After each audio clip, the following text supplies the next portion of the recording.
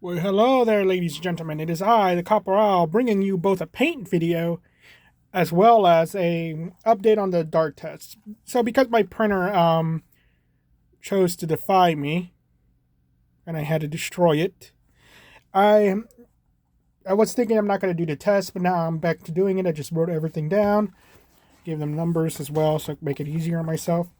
So yeah, but it's just last week the weather was way better to do the test, so I haven't done the test, and because I am busy because of my new job in the weekend, I'm gonna have to do it during the week. So probably like each day I'm gonna do a different dart or something. I've just been busy, and the weather just isn't helpful because I want to measure the feet. Okay, so like how far these things go, and it's I have neighbors, so because I live in an apartment now, so it's kind of an inconvenience for me to shoot my darts down the freaking apartment hallway in front of their things and run around. So, but let me go over like what I'm doing and everything. First, advertisement. Buy my book, The Epic of Cassius Crossroads, at authorhouse.com. I should start just leaving it right here. Yeah. So yeah, y'all can see it. I gotta clean my desk. I've been disorganized lately.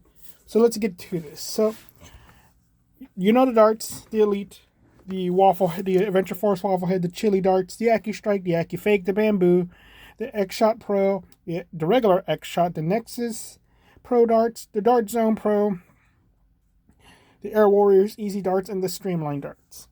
Now I'm gonna the price by amount. So that's the largest. That's gonna be the largest pack. Okay, because you know Nerf darts could come in smaller packs.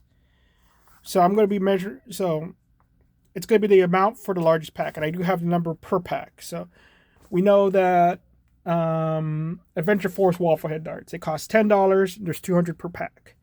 Okay, so this is going to be $10, 200 per pack. Okay, that's what it is. And I got the fee for Mediator, the Storm Charge, the Striker, the Trilogy, because I'm going to go just walk down. And I got the Mando Blaster. I added that to it. I took out the weight. I wanted to measure all like 5 of the darts on my scale, and I realized it's kind of redundant. They're just going to weigh very similar. And I know, like, yes, technically the dart is heavier and all that. It's going to affect the performance, but if it affects the performance, you're going to see that anyway. I also am going to be firing them at my little plinking thing. So I'm going to have a score for how much I could get with 5 darts. And looking at the plinking thing, it's again with 5 darts, I could get a very interesting score. Like, let's say I get all 3 of these on this side. I could still get a variable where I could just hit this thing. I'm not even turning it on, I'm just paying attention to it. I could hit this thing, I could hit this thing, and that's it. So there is some variation in it, but I will be trying to aim at the highest ones, keeping track of that and all that. So when I do it, so that's what the score is. The store is where you buy them. Okay, so you can get the Adventure Force Waffleheads at Walmart. You get the Dart Zone, the chili darts at Target. Okay, that's really what it is. Just a very simple where you get them. Now, I have FPSs for the Mediator and the Storm Charge because those are the only ones that have the front barrel attachment where I could get the reading with the attachment. Okay, I'm just going to use those two as the base because when you think about it, it doesn't. The dart is not really the effect. The dart affects the FPS, but so does the blaster. So if you're firing out of a blaster that goes 200 FPS, you're going to get around 200 FPS for every single dart. Except there's just going to be small variations in it. Like, okay, instead of 200 is it's 199, and again we want the accuracy. So it's like, okay, this one goes at 199, but hits all the target dead in the center and all that. So I'm just using the Mediator and the Storm Charge for like a basis, okay? And visibility, what I'm going to do with that, I'm just going to take a handful of them, drop it in the grass with my eyes closed and see how many I could see like immediately, okay? Like, do they stick out, or like, do I have to look for like the last one? You know what I mean?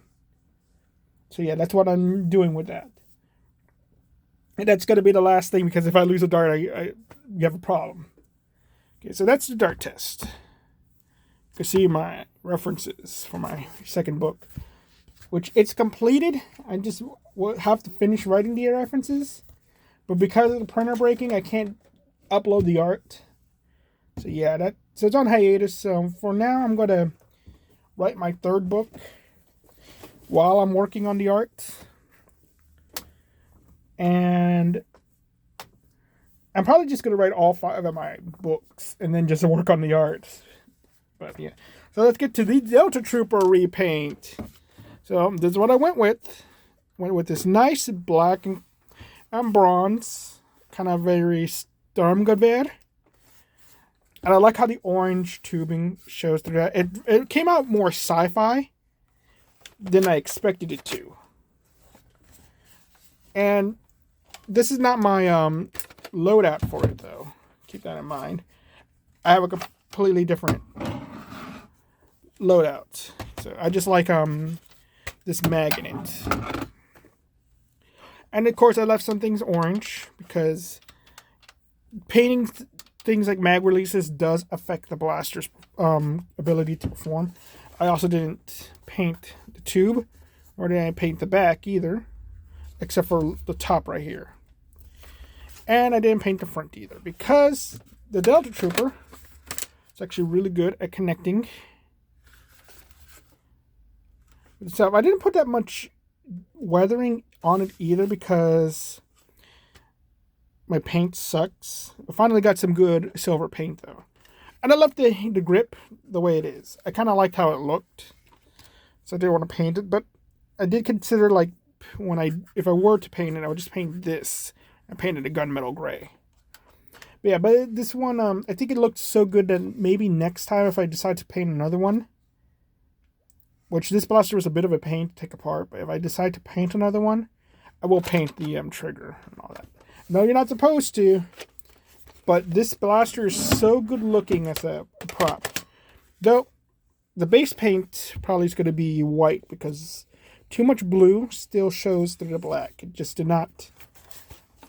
It stuck pretty much everywhere, but it just did not want to, like, work in some places. And it really did blend in pretty well. So some places I just did not notice and really forgot. But yeah, so expect next week for an actual proper loadout video. Not like kind of coops. Expect a test video. I'm just going to do what I do right now. Put the blaster down. Show you why, my mentality of it. And that's going to be the Sunday video. Okay? That, or it's the dart test. But the Saturday video will be another review. Okay? Well, thank you all very much. You all have a nice day. Bye-bye.